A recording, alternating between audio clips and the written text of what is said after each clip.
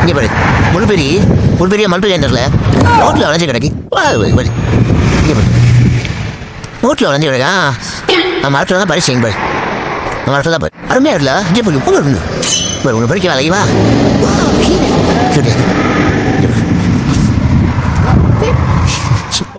பண்ண நிறைய ஒரு இலை மறைவு காய் என்று சொல்லுவாங்க தடுப்பு எவ்வளோ அழகாக இருக்கு